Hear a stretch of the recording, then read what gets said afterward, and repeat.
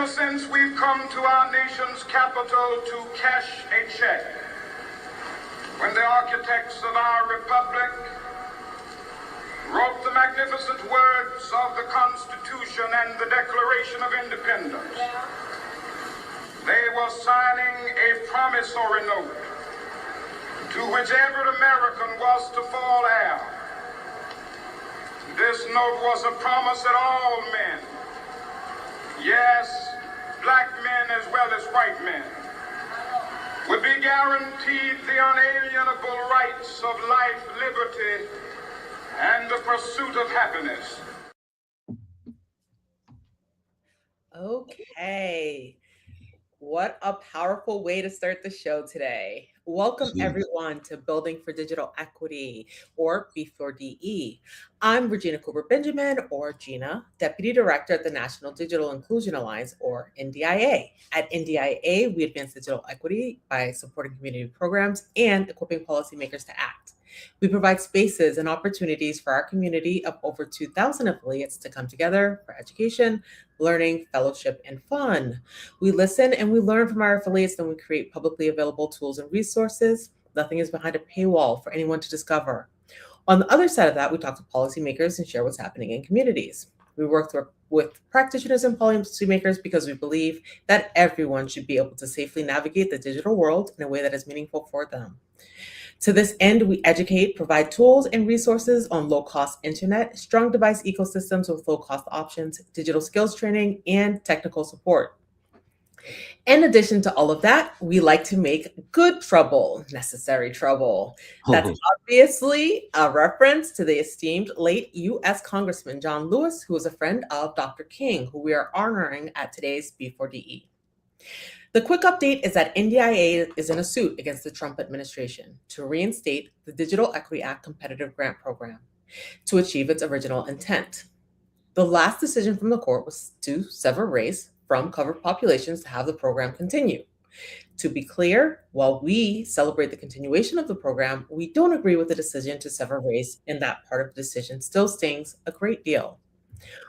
On Monday, NDIA and the Trump administration have shared a joint report with the judge in the case about what both sides would like to have happen as the program resumes and moves forward with prompt and faithful implementation, consistent with the competitive program's original goals and purposes. Okay, there's another update, Sean. Well, give it to us. Okay, today, the judge issued a pause or stay in the lawsuit while the NOFO or Notice of Funding Opportunity is coming out. The judge is requiring regular check-ins from both parties around the NOFO. This does not mean the lawsuit is over. The lawsuit is not over. We're still in the middle of the lawsuit, but it's paused until after the NOFO is released or January 15th, whichever one comes first. To learn more about what NDIA is doing in relation to the lawsuit, join the NDIA listserv or community call on Friday for more details. You can also reference articles and resources from Benton, the National Skills Coalition, and other NDIA partners. Okay, now that I've said all that, I'm going to get into the program. Ready, Sean? I'm ready. I am ready. I'm here with my co-host, Sean Gonzalez, Associate Director for Communications with the Institute for Local Self-Reliance, or ILSR, Community Broadband Networks Program. Thanks for joining us live.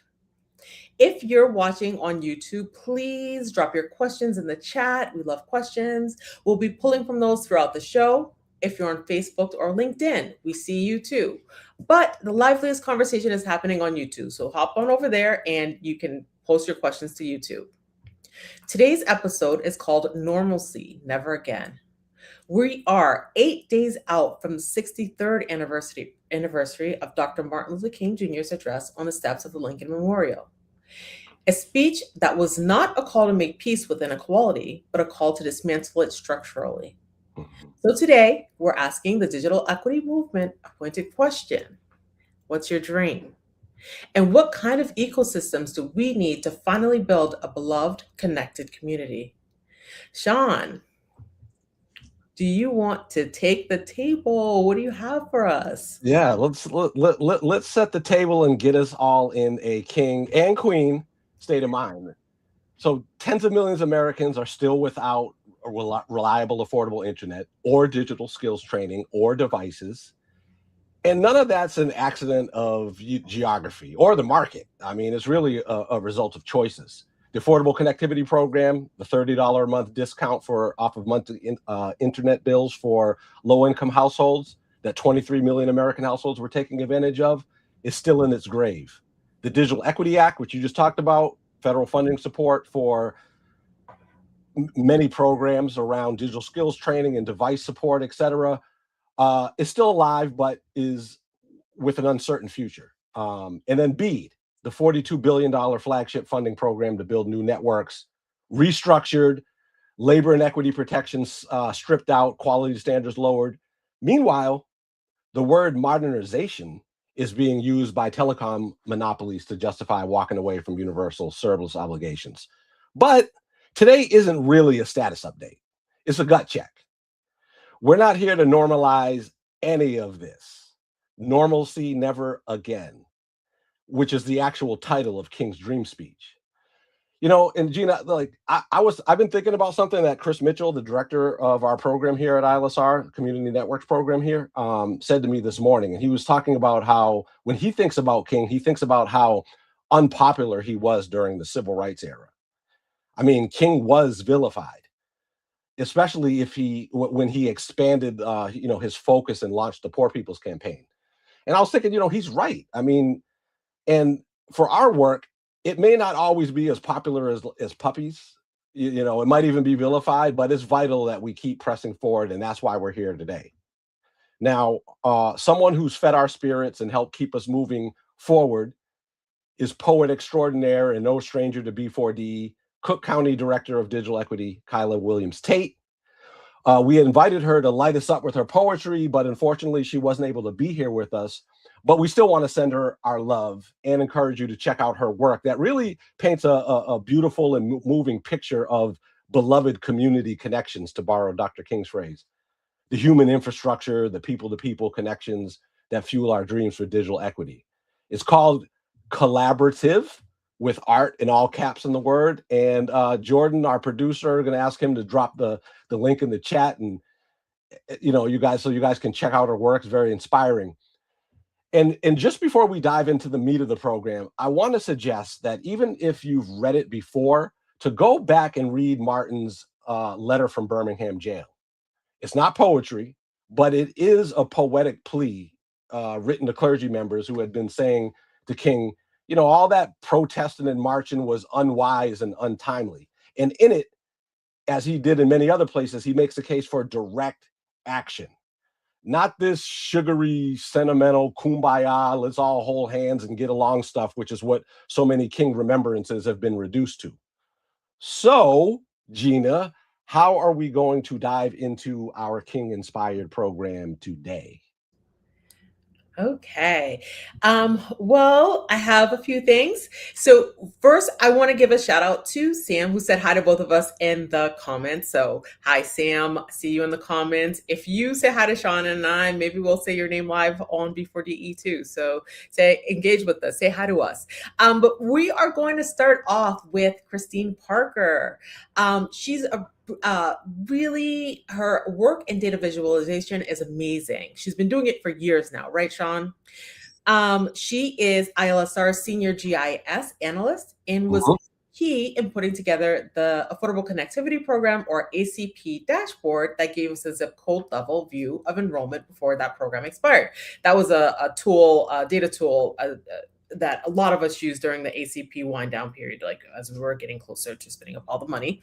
And lately, she's been digging into something striking: the digital landscape along Martin Luther King boulevards across the country. This is so fascinating to me, Sean, because I sometimes think, how do people get into the research they do? Like, I've heard people ask questions and be like, how did you even think to ask that question? So I'm really excited to hear what she has to say.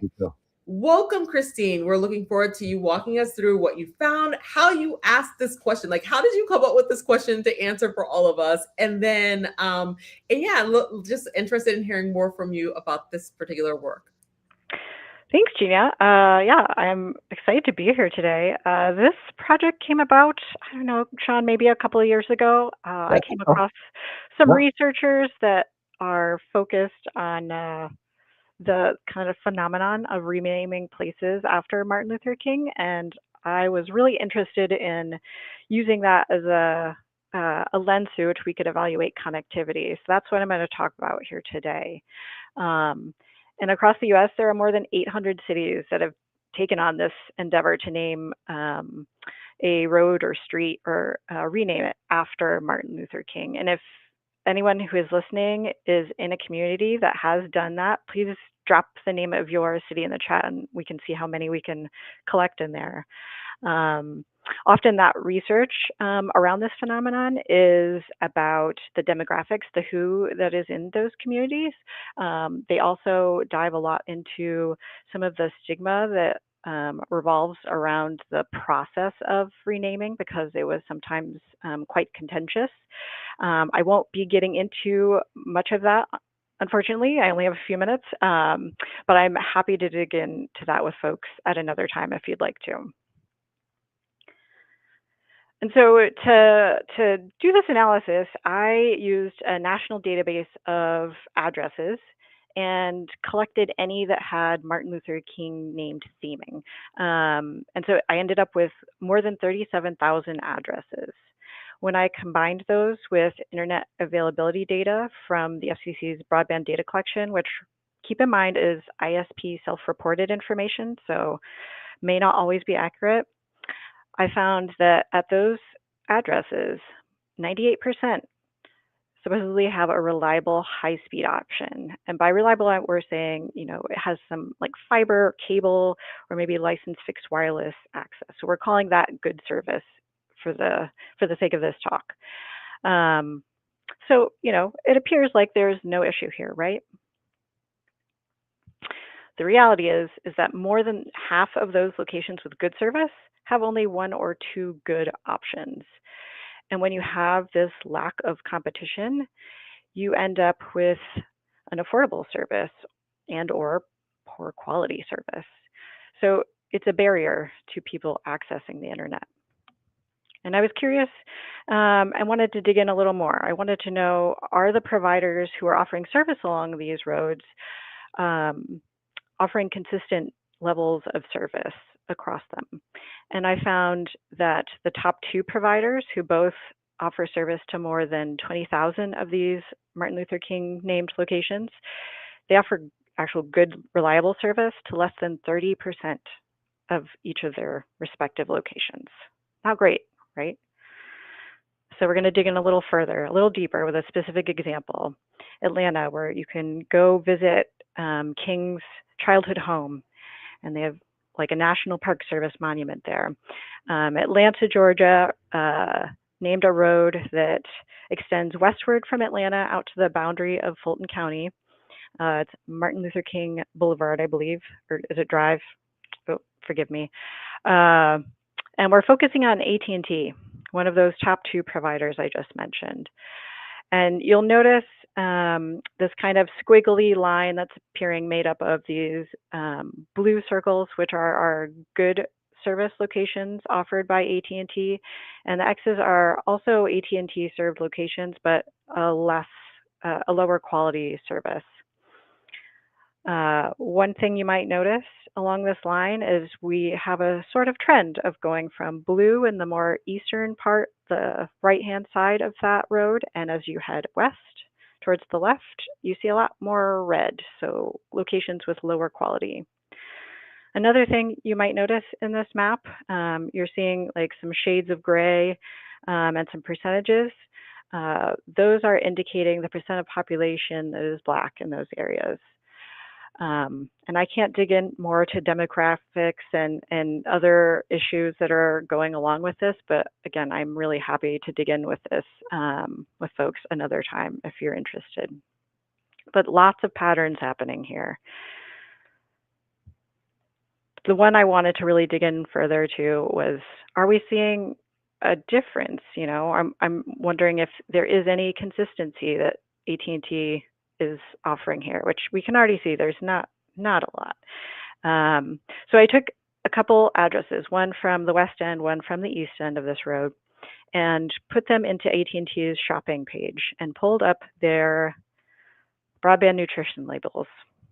And I'll let you take a guess. I can't see the chat, but I'll let folks take a guess. Which do you think has competition? The one on the left or the one on the right? And if you guessed the one on the right, yes, this is the location which has 4 different service tiers on AT&T's fiber service. Starts at a lower price with a lower equipment fee, and there are 2 other good service options there. Google Fiber and Comcast both offer higher quality service there. So there's actual competition at this location. So it's more affordable, and there's lots of good quality options.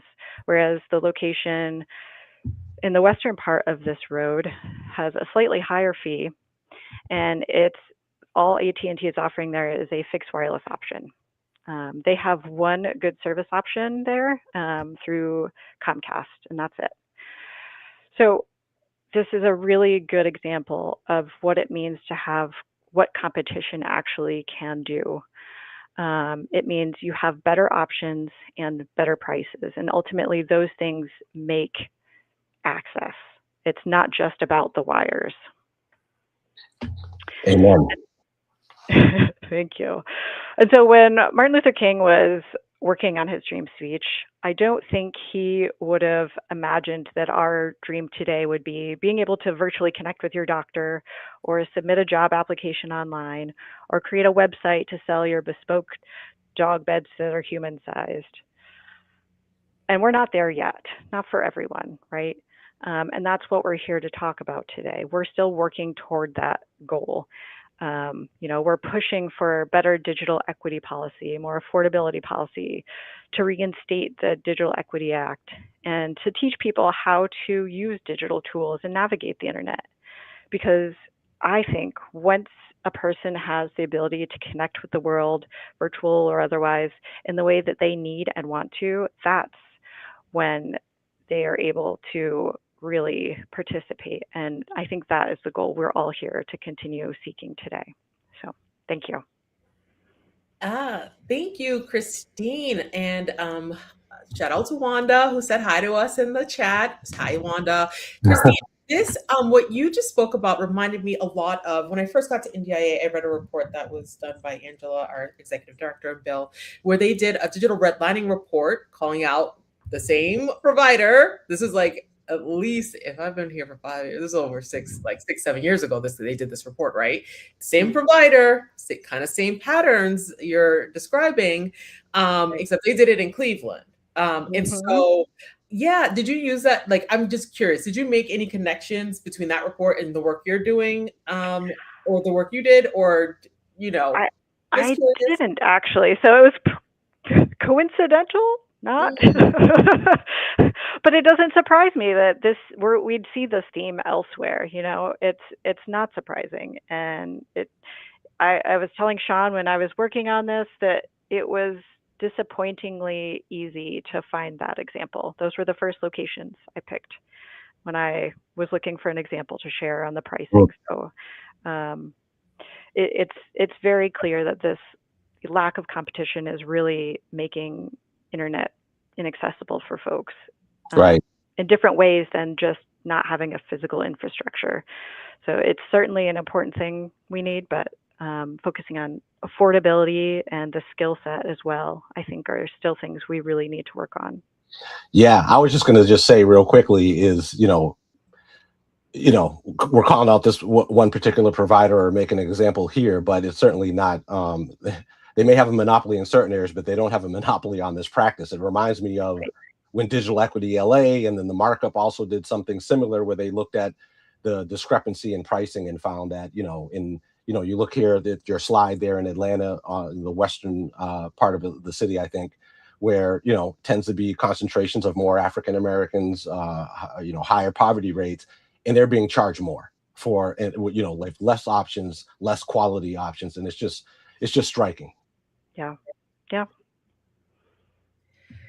Okay. I don't see any questions in the comments. So thank you, Christine, for being with us. Sean, do you want to introduce our next segment? Yeah, thanks, Christine.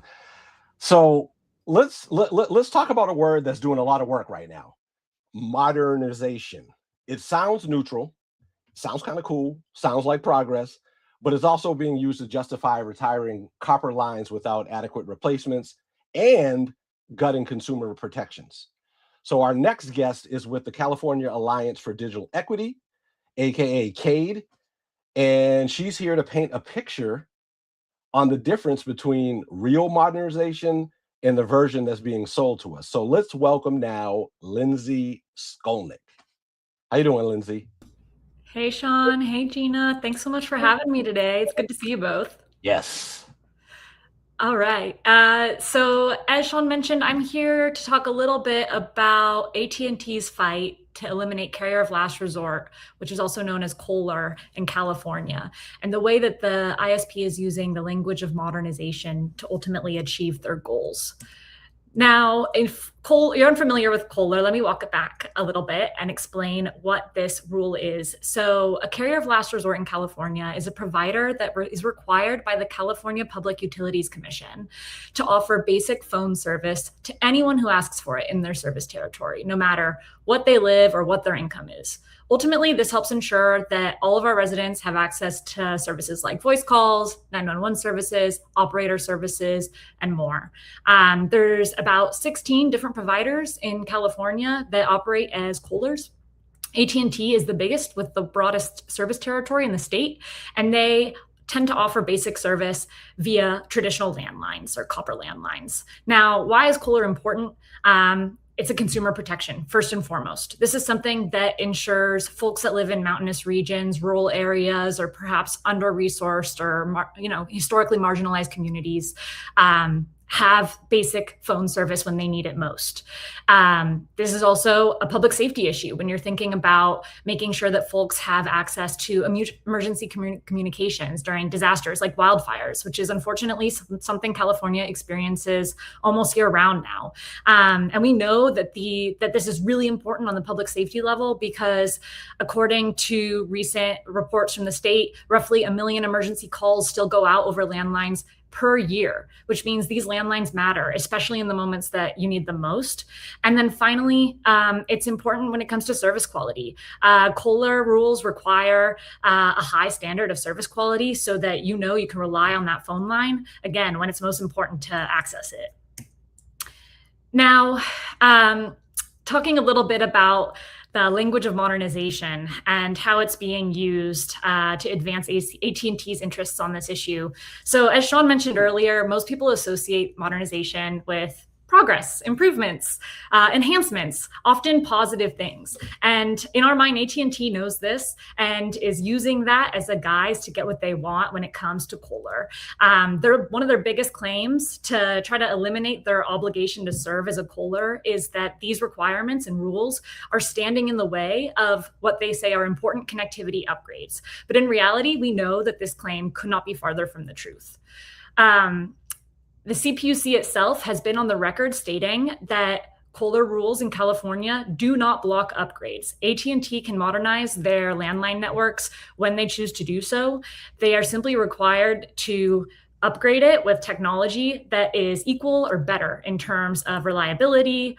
So ultimately, we know that's not the truth. And this modernization claim is misinfo, bad information that we are constantly trying to push back on at this point, and ultimately often is masking the true interests here, which are AT&T's push to kind of increase its bottom line. We know that maintaining landline networks across the state is quite expensive for AT&T. They want to be able to pick and choose where they offer service to whom with what plans, and these types of rules, these consumer protections, stand in the way. Now, what is AT&T doing today to try to get what they want with KOLR? Right now, they have a multi-front strategy in place that is happening at both the state level and the federal level to eliminate or change Kohler rules. First, they've actively pursued legislation over the last few years. A bill this year was held early in session relating to Kohler in California. And a lot of those attempts in the legislature have failed to date, largely thanks to a huge opposition group or coalition that Cade and many other of our partners are involved in. There's also an active CPUC proceeding underway to change Kohler rules, and AT&T is very involved in that to try to get what they want in terms of Kohler relief. And then additionally, on the federal side, AT&T has actually sued the state of California, challenging the state's authority to require the company to serve as a Kohler and provide this basic service. And they have filed multiple petitions with the FCC to say, hey, you should be able to preempt state rights on this issue, which is a big concern, because while we know this is about maintaining consumer protections in California, this is also becoming a states' rights issue. If AT&T wins and we see that they get what they want at the federal level, this could bring into question whether states can protect their own residents at all in this type of way. Now, what happens if AT&T's modernization argument and their efforts are successful? Looking back, we know that studies have shown internet service providers in California and elsewhere have often offered slower and more expensive service to high poverty minority neighborhoods, while wealthier white areas get faster, more affordable service. This is a concern because we know that Kohler rules have non-discrimination elements baked into them. If Kohler is removed, folks like AT&T could potentially be more free to choose where they offer coverage, when, and how. Another thing that I think is worth noting is, AT&T is already almost audaciously assuming that they're going to win this fight. They've been sending notices out to folks in California, residents who live in areas where they're relying on this type of basic landline service, that saying, hey, your landlines are going to get cut soon and we need to move you to a new service. A lot of different legislators are getting constituent calls. Folks are really concerned and fearful about what this means if an emergency strikes and they no longer have their landline to stay connected. So that just makes our fight even more important to continue to push on today. Now, what do we want? What does actual modernization in our mind look like? Both Cade's and from many of our other partners in California. First, we're not asking for copper landlines to stay in place. We simply want A, Kohler rules to be preserved, the consumer protection to be reserved, and B, any replacement technology to just be as good so folks have that reliable connectivity when they need it. Kohler rules were designed to be tech neutral, and this is exactly why. They wanted to make sure, and the PUC wanted to make sure, hey, you can update things as long as that reliability is still there. Additionally, as I mentioned, there's an active CPUC proceeding to change Kohler rules in California right now. We want to see that process play out without any intervention from the federal level. Many community and digital advocates have provided significant input on that proceeding, saying this is how these service standards could change while protecting consumer interests. And we want to make sure that the proceeding continues so that these rules can be reformed in a way that consider that input. We don't think that AT&T should by any means be able to, steamroll outside input to get what's best for the company. Now, to quickly tie it back to why we're here today, with Martin Luther King's historic speech, thinking about what he's telling us in terms of rejecting being told to wait patiently for justice or on someone else's timeline. That's exactly what Cade and many of the other partners in California are doing now. We refuse to work on AT&T's timeline as they continue to try to steamroll our opposition and push for what is in the company's best interests, but not necessarily consumers' best interests in California. We recognize that there's a real deep urgency in preserving Kohler today. It's a decades-old safety net. And we'll continue to kind of fight the fight this year and as many more years as we really need to make sure these consumer protections are maintained. Now, this effort is very much so underway and will continue on into the next few months. If you want to keep an eye on what's moving, definitely follow what's happening with the lawsuit and the FCC fights. And then for my friends and allies in California, we welcome you to, use this QR code on the slide to provide public comment in support of Kohler on the CPUC page. I know it looks a little daunting when you get to that page, but I have some quick step-by-step kind of instructions here that you can use to very easily add a public comment and say, we support Kohler. We want to see these rules modernized at the CPUC. And we know, as I said here, real modernization doesn't leave people behind. And that's it for my presentation today. Thank you so much, Sean and Gina, for having me and letting me speak a little bit about our Kohler reform fight in California. Yes. Thank you. Thank you, Lindsay. Totally agree. And so many lawsuits, and still not enough. You know? Keep suing. Lindsay, I did have, oh man, I lost the question I had for you though. Sean, I think you have a question. I did have, oh man, I hate when I do that. I should have written. No worries, maybe it'll come back. Maybe it'll come back to you. That's what always happens, right? It'll probably come back to you like as soon as we're done or something. But anyway, it wasn't really a question, but a comment from Samantha Smarchin. She's the director of philanthropic programs at Connect Humanity, a friend and ally of ours. And she just talked about, just this issue resonates far beyond, California. She talked about it impacting landline phone lines in deep rural areas where there's no alternative communication channel, no reliable internet. Can you imagine what that means for emergency needs? Indeed, especially when you see wildfires and flooding and all of these kind of things. So this is certainly an important issue to highlight. Gina, I don't know if it came back to you or not, but it didn't. It's okay. I might email you later, Lindsay, and be like, I remembered. But for now, no worries. Thank you for being with us today, Lindsay. Really appreciate having you here. Of course. Thank you for having me on. It's a pleasure. Take care. Thank you, Lindsay. Okay, Sean, you ready for segment 3? Yeah, exactly. This is going to be an interesting discussion. That question really, like who gets to define progress and who pays for when they get it wrong, is the perfect bridge really into our roundtable discussion today.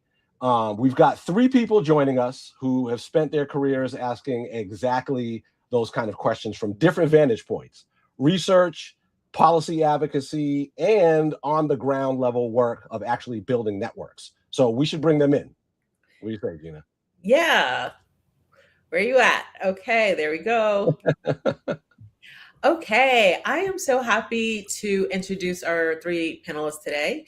Dr. Colin Rhinesmith, Associate Professor of Information Sciences, the Director of the Digital Equity Action Research Lab at the University of Illinois, Urbana-Champaign, and author of the brand new book, Digital Equity Ecosystems, How Community Coalitions Reduce Inequality and Strengthen Democracy.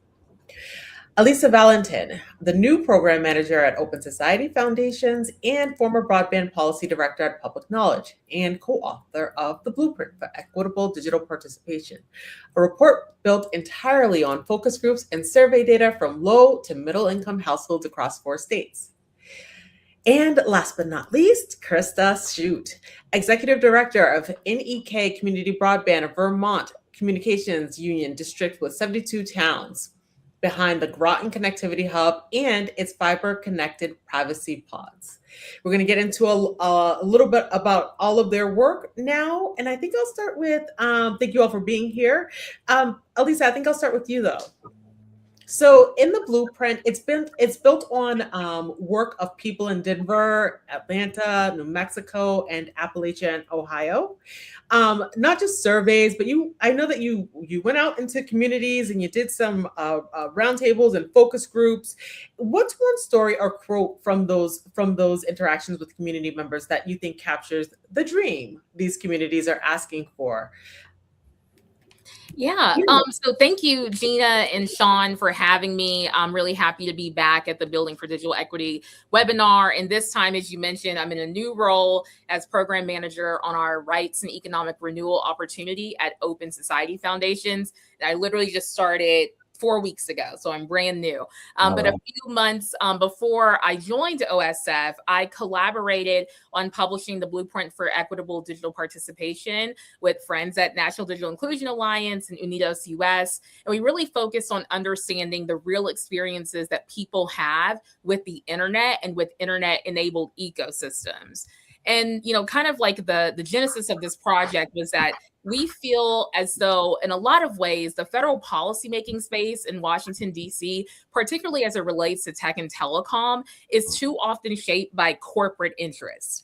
And those interests oftentimes end up kind of preserving power structures that really perpetuate stale and inaccurate narratives about how people experience technology. And that result is a disconnect between policy and people's lived realities, with a lot of resources and solutions that fail to meaningfully meet the needs of everyday people. And in that process, the authentic voices of low income and middle income households are too often erased, or they're challenged, or they're misconstrued, which really makes it harder for experiences that they have to shape the policies and systems that impact their everyday lives.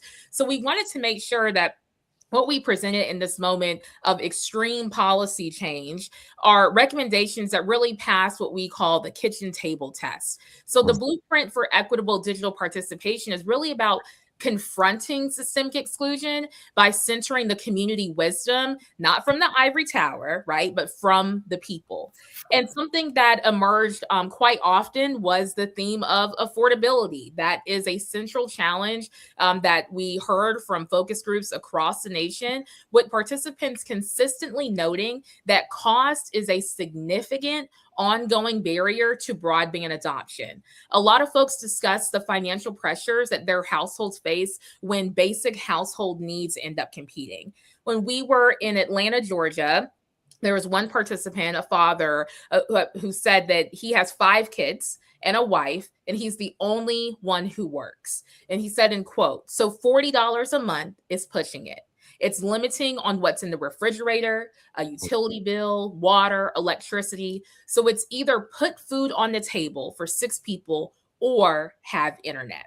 So in starting this new position that I'm in at Open Society Foundations, where I'm leading the tech portfolio on our rights and economic renewal opportunity, I really feel compelled to continue this approach of centering human dignity when we're talking about technology, not as an afterthought, though, but as a starting point. And all the energy that we're seeing around topics in the tech and telecom sector, I think really kind of serves as a vessel for exploring much broader questions, such as the questions around the concentration of resources, around, the battle of who controls the narrative, how that narrative fuels policies, and ultimately questions about power.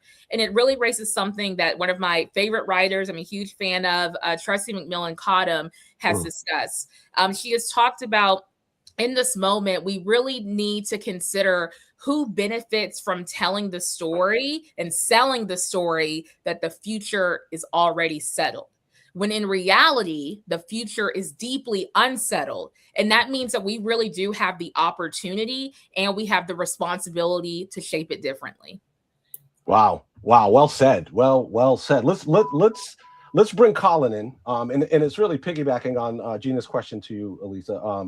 So Colin, your book, which includes 5 original case studies of digital equity ecosystems across the country, argues that digital equity ecosystems, not just individual programs, are what really reduces inequality. So my question to you is, what's the difference between a program and an ecosystem, and why that distinction matters? Yeah, thank you so much, Sean.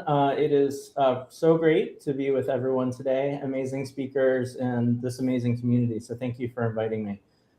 So I think when we, oftentimes when we think about a program, we'll think of an after-school program or a digital skills program in the digital equity space.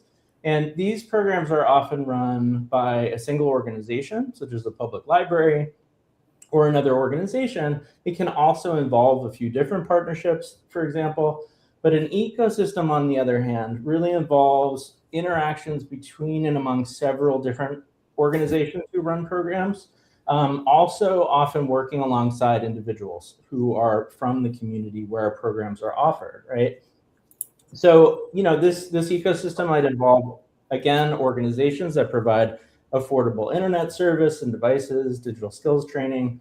But an ecosystem, again, it really involves those individual community members who are often the sort of, what I refer to as network weavers, what people have talked about, but the digital equity champions, right? That really kind of are those trusted people in community that people look up to in doing this work.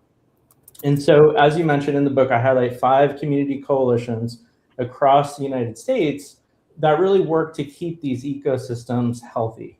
And this distinction really matters for digital equity work to be successful, because we know it quite literally takes a village or several villages, right, in a region to help lead, support, and sustain these healthy digital equity ecosystems over time.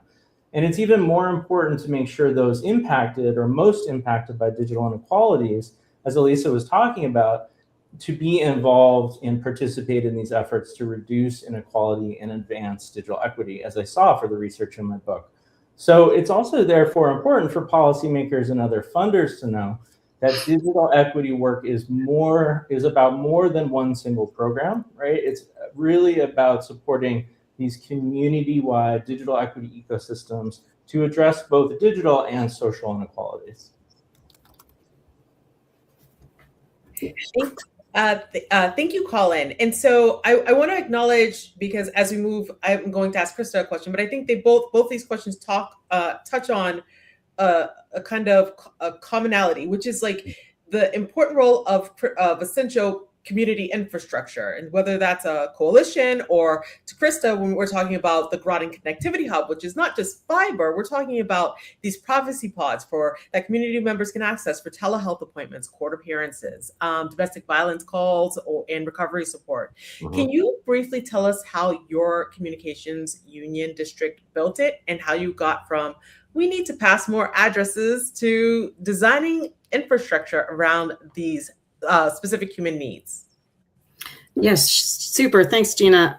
I think it's really important to explain what a communications union district is, because not all of the country knows what we are yet. Right.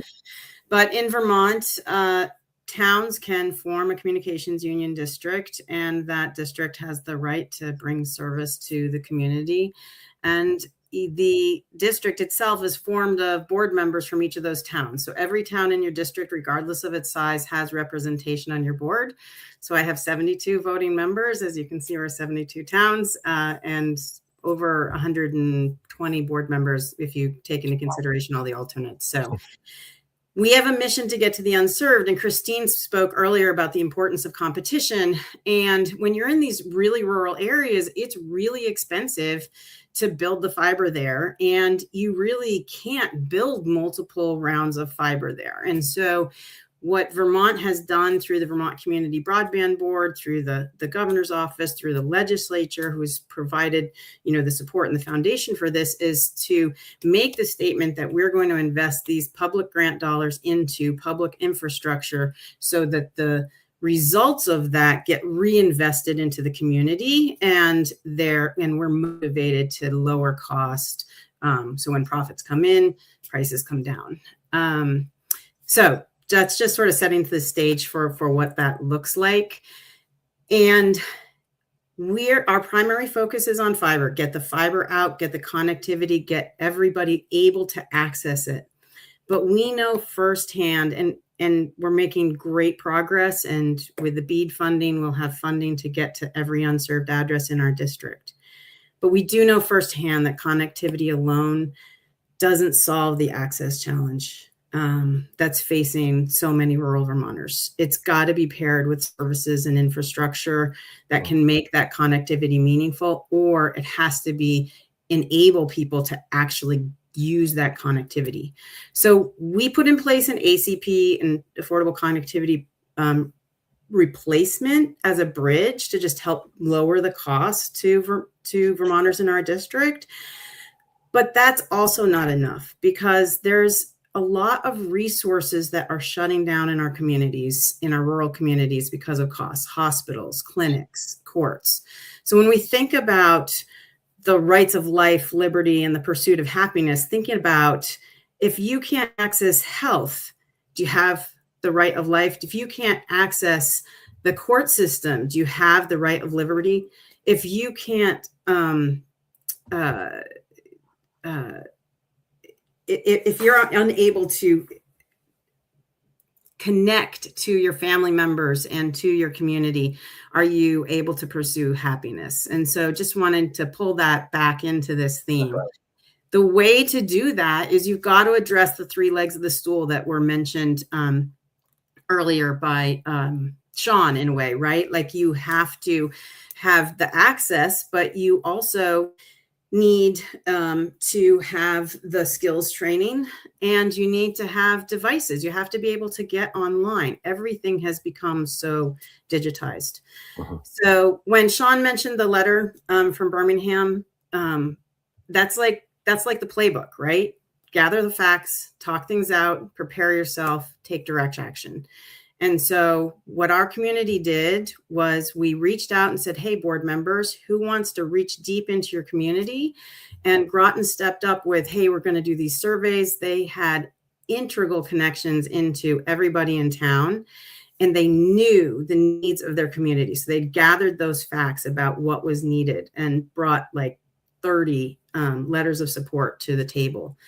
And we talked things out with what was needed, developed a grant for the USDA Community Connect grant, which there's another round out there open for other communities out there. I urge you to look. And that funding funded the Groton Hub. And then we took that and stepped further and said, what are we going to do with that? We put the hub inside of a low-income housing facility. So it's on the bottom floor of a low-income housing apartment by Rural Edge. And we focused on 5 core areas: providing space for people to come in, providing devices inside the pod, so you have a private place to have a telehealth conversation if you don't have privacy at home. Because I don't know about your house, but in my house, I can hear things through the walls. And then the device is also both in the hub itself, but in the privacy pod as well. So there's a direct connection, and it's providing digital AI literacy, safety programming, and healthcare programming, healthcare connections. So connections with our regional hospitals and safety.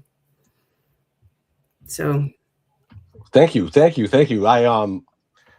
was just thinking about, I've been talking to you before, and writing the story about the Groton Connectivity Hub, and I just love the you grounding this ecosystem work in real life examples on the ground of the work that you're doing in Vermont. So let me just follow up with you, Krista, because I know you said when I wrote about that story, you had said that you had to get creative because rural communities don't always have a school or a library to build around. So how do you actually find partners like housing authorities or fire departments and get them to say, yeah, yes?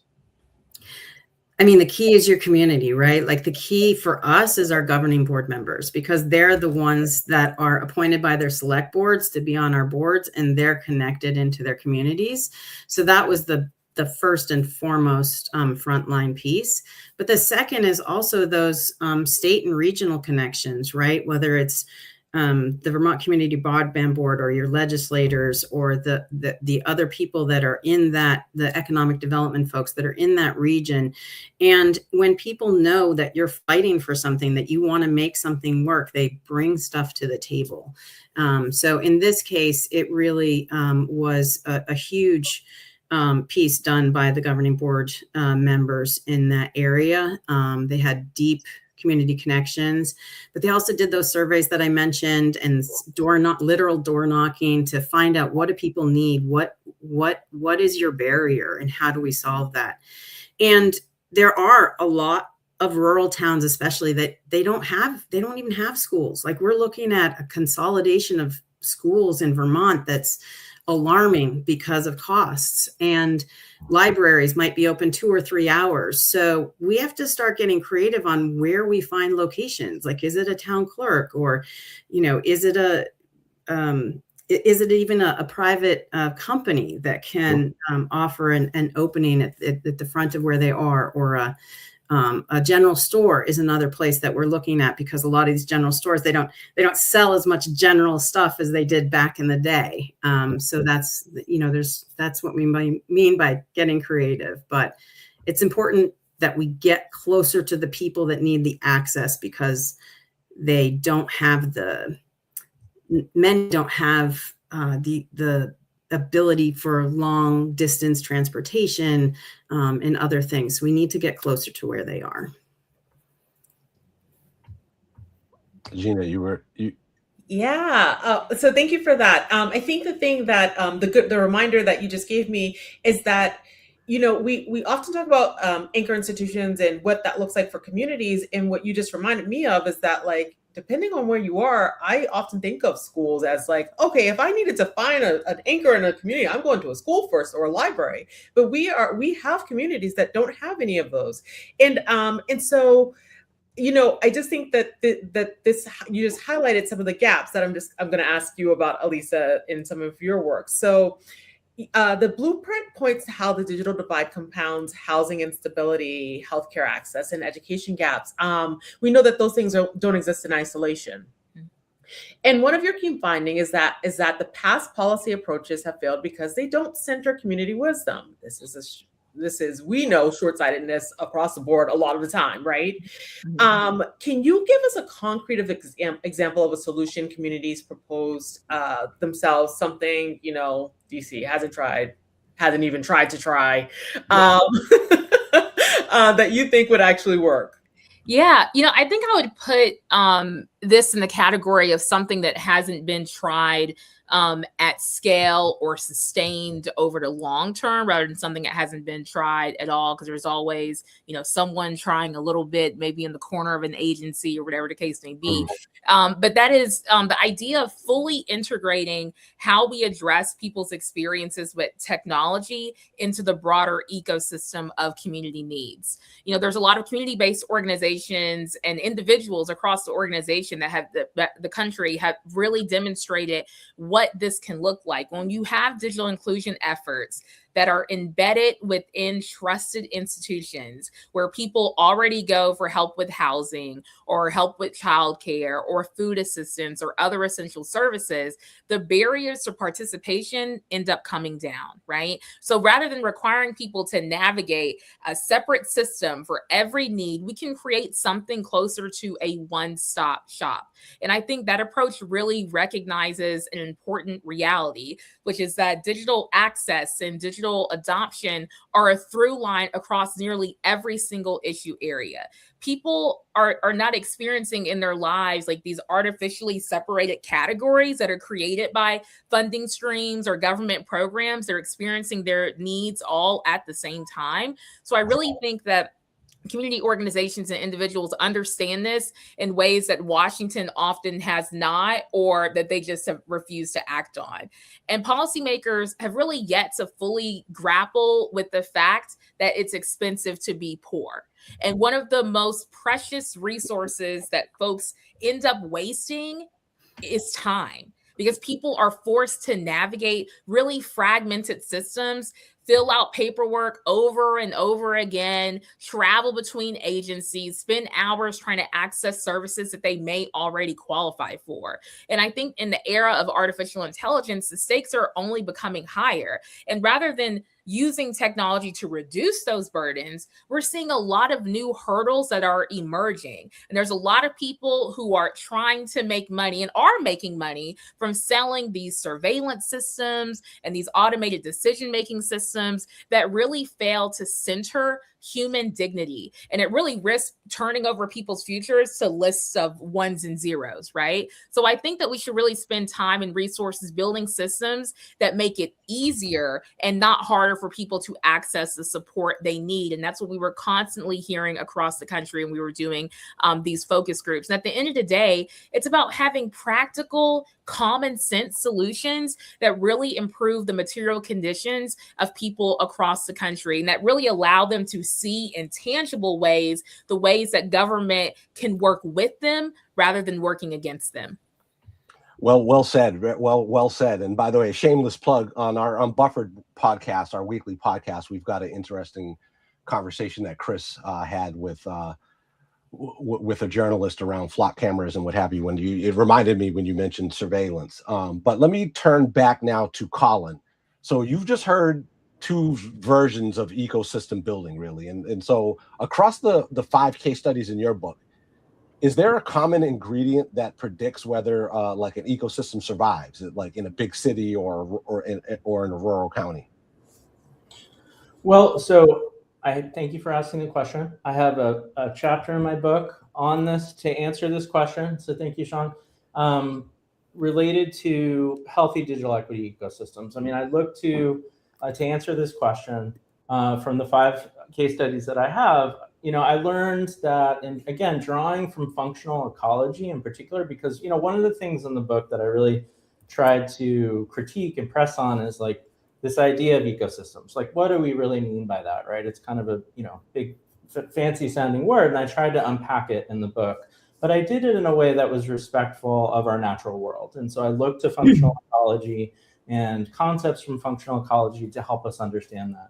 And some of the things that I learned from talking with coalitions really resonated in the ways that we think about our natural world. So for example, and to answer your question, you know, one of the things that I talk about in terms of healthy digital equity ecosystems is, you know, the fact that much like ecosystems in our natural world that need the sun, right, to fuel healthy ecosystems, in digital equity ecosystems, we need people power, right? We need those champions, those network weavers that are trusted, that listen to people in their communities.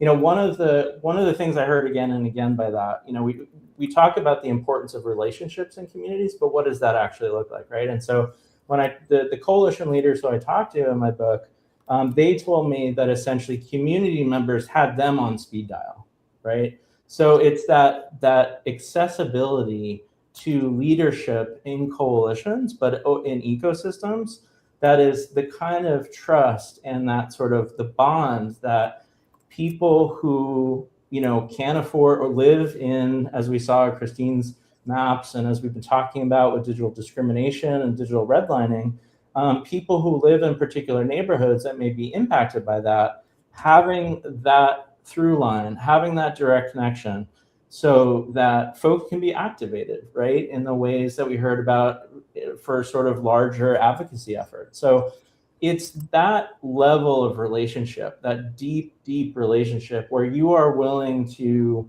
not just willing to, but you are ready to essentially connect with people on a very basic human level. And, you know, that energy is so important. The second thing is diversity. And what I mean by that, also very specifically drawing from functional ecology, is that ecosystems in our natural world need diverse ecosystems. We need lots of sort of different parts of the ecosystem that to create things like functioning food webs, right? Or interactions between plants and animals. In a digital equity ecosystem, we need those assets in the community from a diverse group of individuals and organizations who come to the table to do this work in many different ways. That helps to sustain ecosystems during challenging times. And then third, resilience.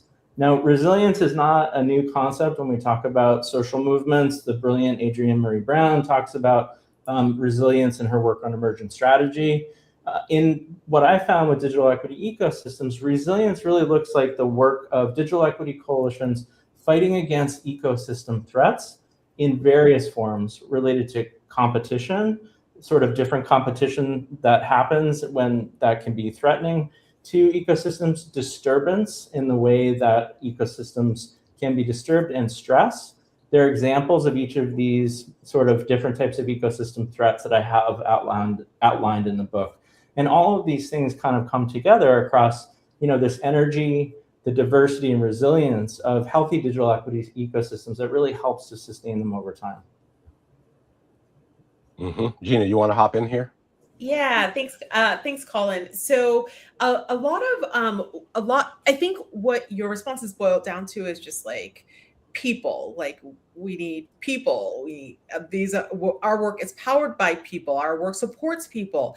With it said, it takes a lot of energy for us all to keep going, right? Resiliency is one thing, but like sustainability is really under threat here. And I'm not just being alarmist. I see it every day. We see like folks losing their jobs, and we see organizations that no longer exist that existed a year ago. Funding is being cut. And so, Colin, I guess my question to you is like a lot of coalitions form in a crisis and dissolve once the money or urgency is going away. But we really need them to be there. in perpetuity, you know? And so what keeps an ecosystem alive between crises? So it's not starting from scratch every time when federal policy fails to deliver.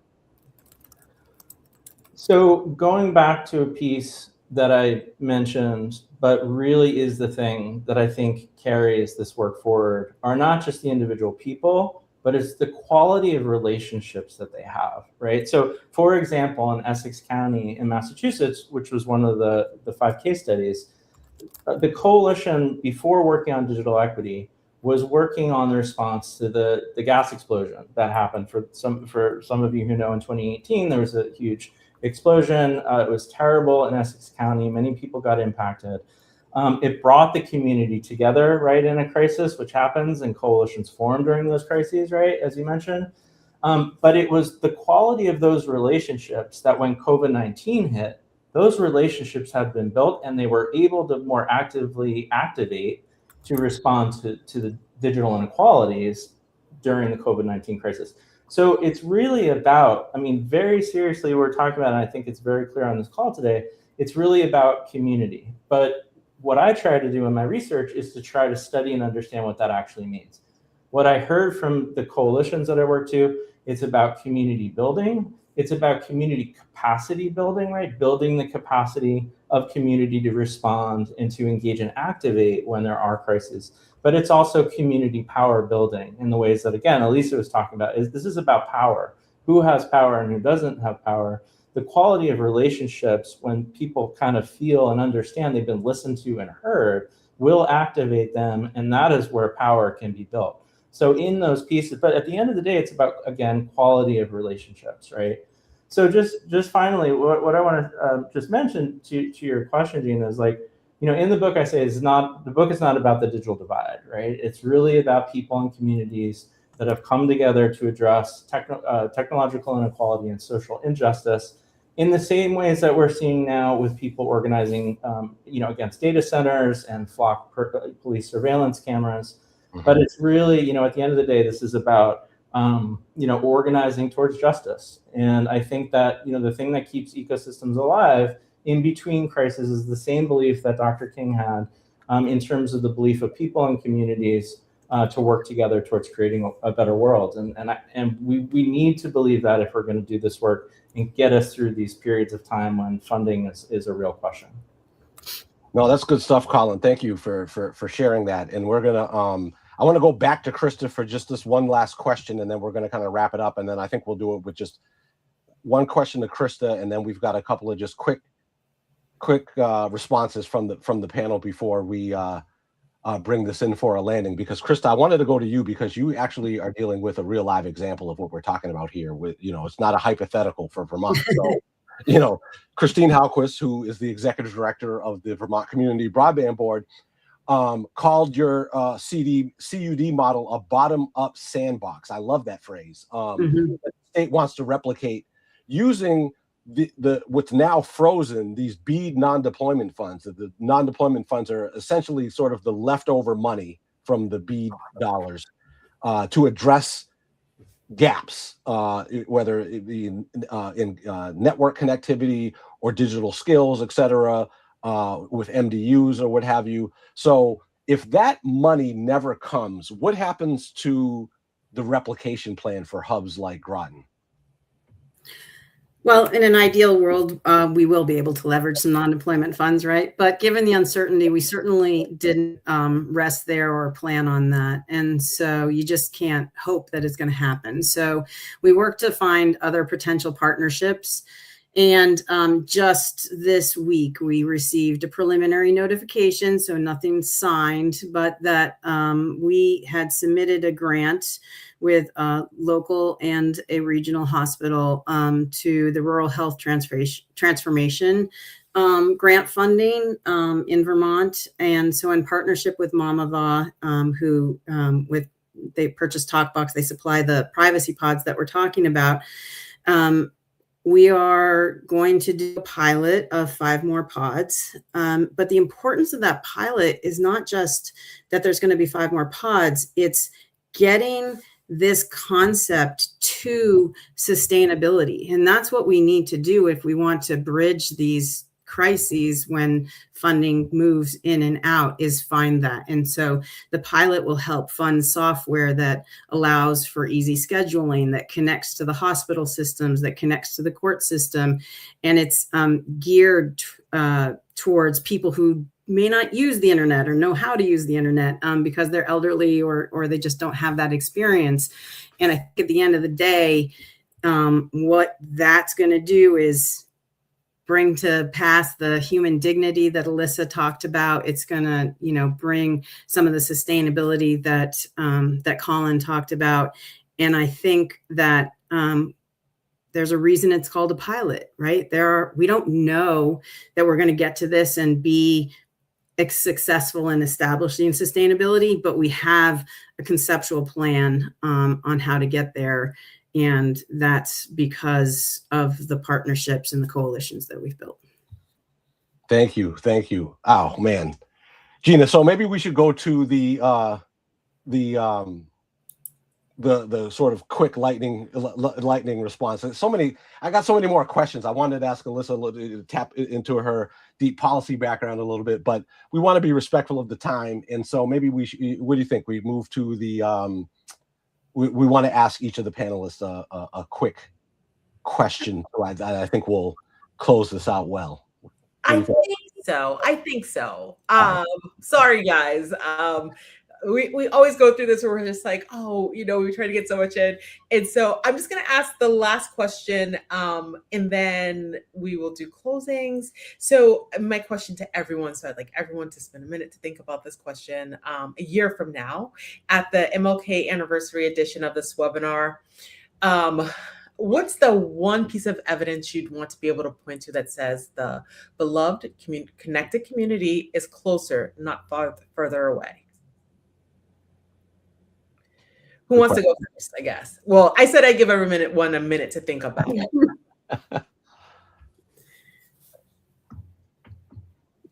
I'm happy to jump in. I'd love to hear digital equity success stories from organizations working across the nation's most digitally disconnected states that really help make the case for strategic investments in this work. I think that's what a year from now, what I'd like to see. I think I'd like to see the success of our pilot to demonstrate sustainability, because then we can just roll it out to like every town that has, community, like 200 of our 240 towns are inside of a communication union district. And if with the partnerships of hospitals and the state court system and businesses, that we can sustain the ongoing operational costs of these pods, then we have unlocked an opportunity for low-income folks and frankly for folks across the spectrum to access these digital resources that they don't have today in their communities. And Colin? Yeah, I'll just say, there's a real opportunity right now through the organizing, against data centers, but also all the amazing work that's happening in the digital equity community around technology refurbishing, that we're pointing to evidence that shows us that we're making even more ties with the connection between digital equity, environmental justice, and other ways that we can really make sure that our natural world is protected in this work for a long time moving forward as well. So. Wow. Well, listen, that was a fascinating discussion. We obviously could continue. There was a lot there to unpack, and which I should take a moment to let folks know that when we finish this live stream, it will be canonized and saved, and you can go back to it and see it on YouTube. And we'll be providing those links for folks who are here. So we should probably thank our roundtable guest and our other guest. And I just want to say, as we bring this in for a close, that Martin Luther King didn't end his most famous speech asking people to wait patiently for change. He ended it with urgency. So here's our ask to our audience. If you walked away from today with one thing that you're going to do differently, join a coalition, push your state on modernization standards, show up at a community meeting, whatever it is, share it with us in the chat, please. And also, that reminds me to say, Jordan, can you put the QR code for the survey? Because we always love to get feedback on how we make these Building for Digital Equity events really focused and something that folks want to explore. Gina, you want to take us out of here? Okay. Before we leave, I'd like to share with you some information about upcoming National Digital Inclusion Week. So we'd love for you to join us for National Digital Inclusion Week. It's an annual nationwide event dedicated to raising awareness about digital equity and the vital importance of inclusion in our increasingly digital world. This week-long event showcases the collective efforts to bridge the digital divide and highlight the impactful work being done to ensure everyone has access to technology and the internet. This year, DIW takes place October 4th through 10th. And yeah, that is what I have for today. Oh, thank you. Sorry, I forgot how could I forget. Thank you. So thank you to our panelists. Thank you, Colin, Alyssa, and Krista. Thank you for grounding today's conversation in real research and communities and your work talking to communities. Thank you to Christine for the insightful look at the MLK Boulevards and Lindsay for breaking down what real modernization is. Thank you to the ILSR team who does a ton of work in front of the camera and behind the scenes to make this happen. Thank you to the NDIA team who helped me behind the scenes as well. Y'all the best. To everyone watching, thank you for refusing normalcy, for joining us today. We'll see you at the next Building for Digital Equity live stream. This has been great. Yes. Thank you, Sean. Oh, and thank you to my wonderful co-host, Sean. You are amazing. Oh, man, I love being here. Thank you. Okay. We'll see you next time. Bye, y'all.